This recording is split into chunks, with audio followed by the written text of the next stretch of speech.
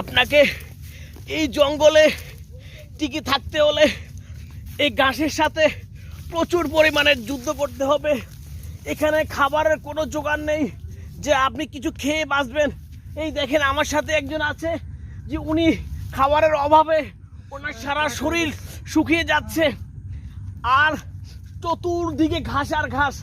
আপনি যে কোথায় কোনো খাবার পাবেন তা না, আপনাকে এই জঙ্গলের ঘাস খেয়ে আপনার খাবারের চাহিদা মিটাইতে হবে। এরপরে দেখেন চতুর্দিকে ঘাস আর ঘাস।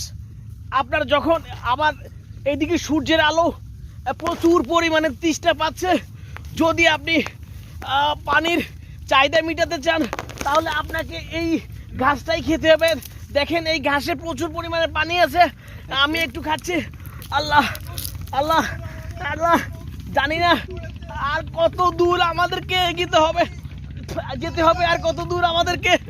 এই দেখেন যেদিকে যাই মনে হচ্ছে আমরা পথটা ভুলে গেছি, কোন দিকে যেতে হবে আমরা বলতে পারছি না। এই এত বিশাল চর যেটাকে বলা হয় পদ্মার চর, যেদিকে যাই শুধু চর আর চর, রাস্তা খুঁজে পাচ্ছি না। সম্ভবত একটা রাস্তা খুঁজে পেলাম, আমাদের আশার আলো আবারও ফুটলো।